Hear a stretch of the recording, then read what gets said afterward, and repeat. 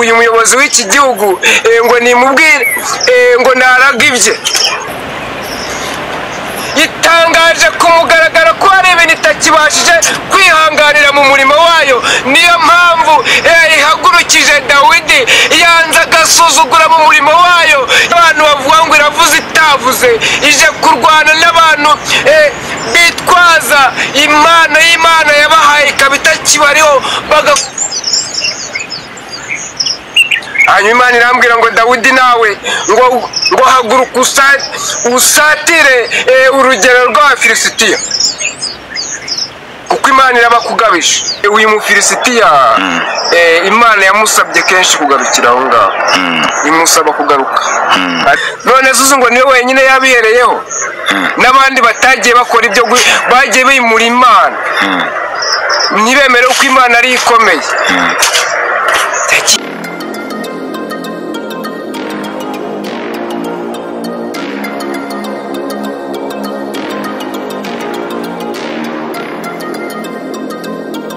Reka tubasuze mwebwe mwese mudukurikira kandi mukurikira Umuremyi TV. Imana niba umugisha kandi Imana nibarinde aho mutuye hose, mutuye mu Rwanda mu majyepfo, mu majyaruguru, uburengerazuba n'iburasirazuba, mwese abari muri Kigali Imana niba umugisha. Bakandi subscribe turabashimira, namwe mutuye mwikanda mukande subscribe ku Umuremyi TV kugira ngo tujye tubana mu biganiro byacu. Mwebwe mutuye muri diaspora mu ntara ya Gatanu, namwe turabashuhuje aho mutuye hose, muri Amerika, i Burayi, muri Canada, mwese Imana ibarinde.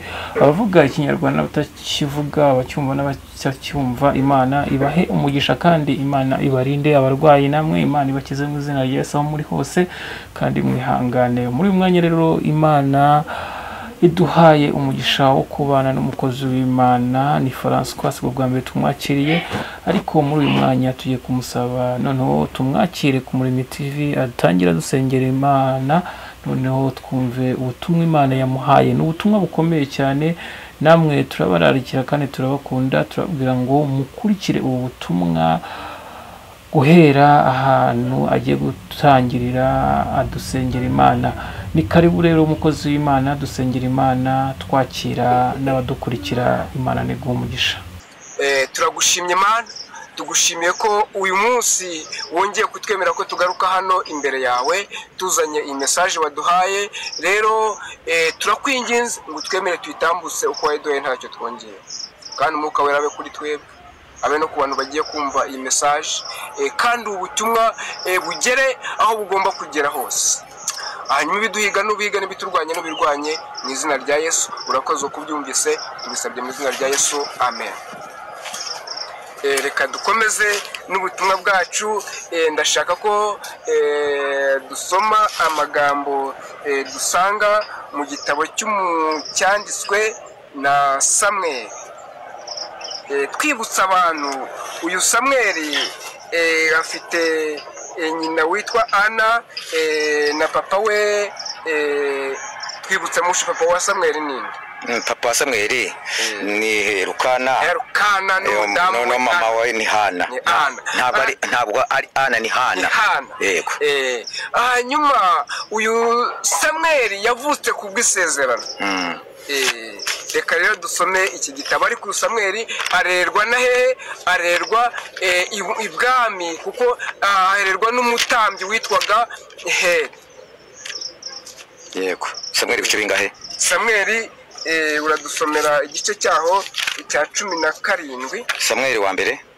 Ni Samweli wa mbere 17 cyaho cya 17. Uradusomera uhereye ku murongo wa 48, hanyuma ugeze ku murongo waho wa 54. Haravuga ngo nuko Umufilisitiya avaho yarari, ngo nuko Umufilisitiya avaho yarari azahura na Dawidi. Araza aje guhura na Dawidi. Dawidi ahuta yirukanka aza yirukanka yerekeye Dawidi ahuta yirukanka yerekeye ingabo zabo ngo ahure n'Umufilisitiya. hanyuma ako kanya Dawudi akimaze amara kubona umufilisitiya aje, Dawudi nawe arahuta yirukanka cyane, aza yirukanka aho ingabo z'abafilisitiya ziri, aje guhura n'umufilisitiya. Dawidi akabakaba mu mwumba ye, hanyuma Dawudi akabakaba mu nyumba ye, akuramo ibuye ararirekera, arikocora umufilisitiya, hanyuma arikocora umufilisitiya mu ruhanga ririgitamo, arimukocora mu ruhanga ririgitamo, yikubita hasi yubamye. hanyuma uwo mufilisitiya yikubita hasi yubamye ako kanya. Uko niko Dawidi yahanguje umufilisitiya ibuye ry'umuhumetso. Uko nguko niko Dawidi yahanguje ibuye ry'umuhumetso umufilisitiya, aramunesha aramwica, hanyuma aramwica, kandi nta nkota Dawidi yari yitwaje, Dawudi yari yitwaje, ariko uyu mufilisitiya we yari yitwaje inkota n'ibindi bintu biranga abari ku rugamba. Dawidi aravuduka amuhagarara hejuru, asingira inkota ye ayikura mu rwubati rwayo, aramuhorahoza rwose ayimucisha igihanga. Ngo nuko Dawudi ngo arihuta cyane ahagarara ku mufilisitiya aho yari amaze kwikubita hasi, ngo afata inkota yiwe arayimukura, arangije ngo ayimucisha igihanga. Nuko abafilisitiya babonye intwari yabo ipfuye bariruka. Nuko uwo munsi izo saha abafilisitiya babonye intwari yabo ipfuye bahera ko bariruka rwose. Maze Abisiraheli n'Abayuda bahaguruka bitera hejuru, ndetse n'Abayuda bahaguruka bitera hejuru, bagerekana Abafilisitiya babageza i Gati. hanyuma bagerekana Abafilisitiya babageza i Gati no mu marembo ya Ekoroni, kandi Abafilisitiya b'inkomere bagwa ku nzira ijya Isharayimu, bageze i Gati na Ekoroni, ngo bariruka ngo bagera i Gati ndetse bagera n'Ikoroni, ngo ariko ngo Abafilisitiya ngo benshi b'inkomere ngo bagiye bagwa mu nzira kuva kw'ayo marembo kugera ku yandi, kujya ku murongo kangahe, kugerageza ku murongo wa 54. Abisiraheli bahera ko barekera aho kwirukankana Abafilisitiya. hanyuma Abisiraheli uwo munsi bahera ko barekera aho ngaho kwirukankana Abafilisitiya, baragaruka basahura urugerero rwabo. hanyuma maze kubona ko banesheje abagejeje kure, baragaruka basahura neza urugerero rw'Abafilisitiya. Maze Dawidi yenda igihanga cy'Umufilisitiya akijyana i Yerusalemu. Amaze kucyenda akijyana i Yerusalemu, ariko intwaro ze azibika mu ihema rye. ariko intwaro ze azibika mu ihema. Intwaro yari yambuye umufilisitiya ndetse n'iza Dawudi ntabwo yazijyanye Yerusalemu, ahubwo yazishyize mu ihema ryiwe. Amen. Imana yacu nitugirire neza. Kandi mushumba urakoze kubw'aya magambo udusomeye. Imana yo mu ijuru niguha umugisha rwose, ngusaba umugisha. Amen.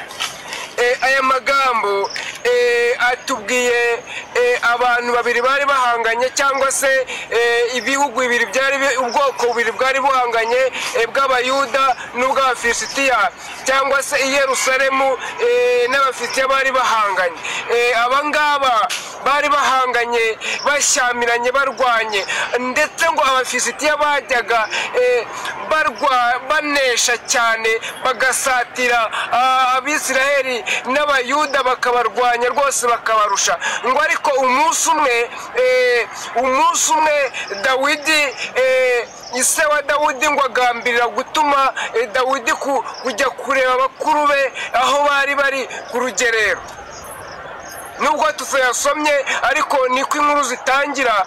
Hanyuma ngo ageze ku rugero ngo asanga ngo Abisiraheli bose ngo bihishe mu myobo, umva ngo bihishe, ndetse ngo Umufilisitiya ngo arimo ngo ahagaze ku musozi ngo arimo arigamba ngo arimo aravuga induru ngo nsuzuguye Abisiraheli ngo ndetse ngo nsuzuguye n'Imana yabo.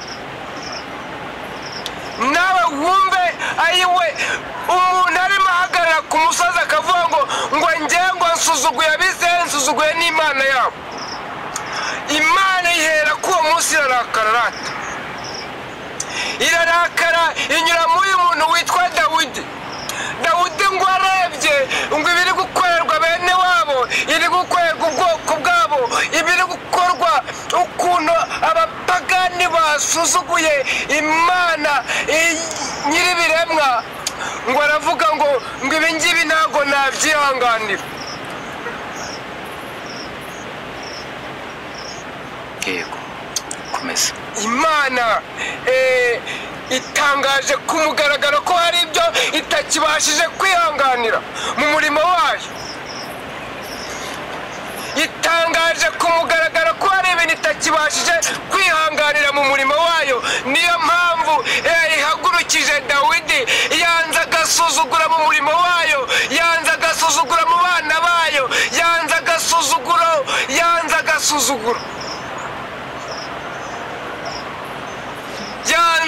Yanze ukuntu bayisuzuguye, yanze ukuntu abantu basuzuguye abana b'Imana. Irarambiwe, aka gasuzugurira kanze, ihagurukije Dawidi aje kurwanira abantu b'Imana. Imana yo mu ijuru tugire neza. Wowe unyumva uyu munsi ndagira ngo utangarize ko Imana ije kurwana n'Umufilisitiya, ije kurwana n'inkozi z'ibibi, ije kurwana n'abanyabyaha, ije kurwana n'abantu bavuga ngo iravuze itavuze, ije kurwana n'abantu bitwaza Imana y'Imana yabahaye ikaba itakibariho, bagakora ibyangwa n'amaso y'Uwiteka. Ije kurwana nawe muririmbyi wagiye kuririmba ukava kuririmba ukajya gusambana. Ije kurwana nawe muyobozi wahamagaye abantu mu nama ugafatamo bamwe ukabasambanya. Ije kurwana nawe wowe munyamasengesho wavuze ngo abantu bakiza mu izina ryawe ukaka amaturo kandi nta burenganzira ufite. Ije kurwana nawe wowe Mufilisitiya, wowe wambuye abantu ibyo kurya byabo byari bibagenewe, witwaje kuri umuyobozi w'idini runaka, witwaje kuri umuyobozi ushumbye itorero runaka. Ije kurwana nawe, ije guhura nawe, ije kubonana nawe. Ngo ariko ngo Dawidi ngo asatira cyane urugero rw'Abafilisitiya ngo ahure n'Umufilisitiya, ngo ako kanya ngo atera ibuye ngo ryikoca muganga k'Umufilisitiya, ngo ryinjiramo imbere yikubita hasi. Imana ije guca mu bantu bishyize hejuru, Imana ije guca mu bantu bayimuye bose, ije kubacamo kandi hamagaye abandi b'intamenyekana. Ihamagaye abandi b'intamenyekana kandi Imana irambwira ngo nkubwire, kubera ko wanyeze Imana, kubera ko wayisuzuguye ukumva ko itabashije, ukiringira abandi bantu ukavuga ngo nibo bafite imbaraga, ngo uyu munsi nta mbaraga bagifite, ndetse nawe nta mbaraga ugifite. hanyuma Imana irambwira ngo Dawidi nawe ngo haguruka usatire urugero rw'Abafilisitiya, kuko Imana irabakugabije, kuko Imana irabakugabije. aho waba uri hose tukiri ahangaha merutse kugira iyerekwa rikomeye. Imana intembereza igihugu kimwe ku mugabane wa Amerika, iwuntemberezaho. Hanyuma irantambagiza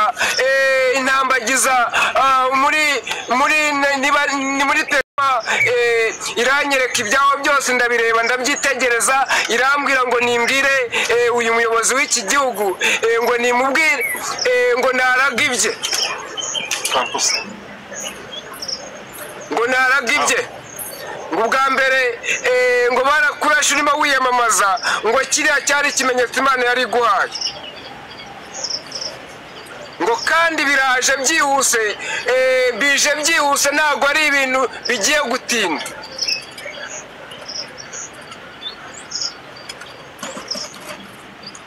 ngo raga ibyawe hakiri kare.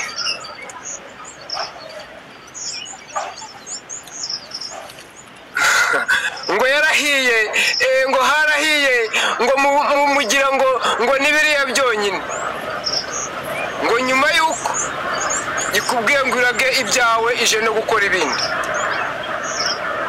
Ariko irambwira ngo nuramuka uciye bugufi ukumva yuko Imana ari ikomeye, ngira kugirira imbabazi. Ata Hezekiya ngo umuhanuzi Yesaya ngo aramusanga, ngo aramubwira ngo naraga iby'inzu ye kuko agiye kugira gute, agiye gupfa. Ngo ariko arahindukira ngo arebe ivure, ngo Imana ihita yumva isengesho rye. Nawe uyu munsi Imana yiteguye kumva isengesho ryawe niwemera ko Imana ari ikomeye. Ariko nutemera ko ikomeye uraga ibyawe. Ariko uyu munsi niwumva ubu butumwa ugaca bugufi, Imana irakugirira imbabazi. Ngo ako kanya ngo Imana ibwira Yesaya ngo subira kwa Hezekiya ngo umubwire ngo Imana yumvise gusenga kwawe, ngo ku myaka ngo yongereho kugiye wera yibishigaje yongeye imyaka 15. Ariko uyu munsi ntabwo ariko bimeze, biraba ari uko wihannye ukagarukira Imana ukemera ko Imana ari ikomeye. Imana yo mu ijuru nibaho umugisha rata. Niyo message nari mfite, kandi bagirire neza, ikomeze ibishimire, kandi nukuri Imana nibaho umugisha. urakoze cyane. Ariko tutaragana ku musozo, uvuze ku mugabane wa Amerika. Amerika igizwe na leta nyinshi, harimo za Irigwe, ni Leta Zunze Ubumwe za Amerika, Trump. Naraga. Waba ufite icyizere cy'uko ubu butumwa bushaka kumugeraho? Imana nzi ko neza ntago yavuga ikintu kitari bugere kuri nyiracyo. Rega ibi ngibi tuvuga barabikurikira, kandi bafite n'abasemuza basemurira. Amakuru turafite ahagije. Birabimuhoye iki se? Ntago yemera ko Imana ari ikomeye, avuga ko ari ukomeye. Ari ukomeye. Kandi Imana ni ikomeye. Niwe wenyine utayemera se? None zuzu ngo niwe wenyine yabihereyeho, n'abandi batagiye bakora ibyo bagiye bimura Imana, ntibemere ko Imana ari ikomeye. Yagiye ibaca, yagiye ibavanaho. Si wa mbere si nawe wa nyuma. Muri iki gihe turimo se ni Trump wenyine? Uwo nibwo butumwa bwe nahawe, nta wundi naherewe ubutumwa. Ese kuki abahanuzi mukunda mukerekwa ibya kure, hafi nta butumwa mujya mubona bwaho? Ngira ngo icyo kibazo umbajije ntabwo wagombye kubukimbaza, kubera ko ngira ngo hari ubutumwa bwinshi bw'abantu nagiye ntanga mu bihugu byinshi nawe ugiye uzi. Ntabwo ari iki gihugu aricyo natanze mu butumwa bwonyine. Ingero zifite z'ibihugu twagiye duvugamo ubutumwa. Twavuze Kongo, twavuze Burundi, twavuze Tanzania, twavuze Mozambique, hari n'ibihugu by'Uburayi twavuze ngo bigiye kuba mu muriro kandi warabuze. Hari aho wakomoje ngo Dawidi itegure guhangana n'Umufilisitiya. Ese ubwo Umufilisitiya yaba ari Trump? Konzi Trump namuvuze uko, na Dawidi namuvuze uko. Dawidi ninde Umufilisitiya ninde? Darius twamuvuze kenshi. Ari hehe? aho ari navuze ngo Dawudi ariyizi bamuvuze kenshi uyu munsi ntabwo nshaka gusobanura aho ari. Umufisitiya ni ndetse n'umufisitiya nawe Dawudi aramuzi wowe aramuzi. mbese uyu mufilisitiya birashoboka yuko yahindukirira Uwiteka akamwishimira? Uyu mufilisitiya Imana yamusabye kenshi kugarukira aho ngaho, imusaba kugaruka, ariko uyu munsi wa none ntabwo aragaruka, ariko uyu munsi agarutse. Imana ni inyembabazi, aciye bugufi. Ncoje mvuga ngo Imana ituma umuhanuzi Yesaya imutuma kuri Hezekiya imubwira ngo narage ibyo nzeye uko agiye gupfa, ngo arahindukira areba ivure, ngo yambaza Imana yo mu ijuru. Ako kanya Yesaya ataragera iwe ngo ijwi ry'Imana rimugarukaho, iramubwira ngo subira kwa Hezekiya mubwire ngo Imana yumvise gusenga kwawe. Urakoze François, niba nta cyongera ku butumwa watanze kibajyari wacyongeraho, ariko niba ntajyari watanga nimero ubundi ukadusengera Imana. Nta kindi nongeraho. Imana yo mu ijuru ibaho umugisha gusa. Reka dusenge mu izina rya Yesu, ariko reka tubanze dutange nimero ya telefone.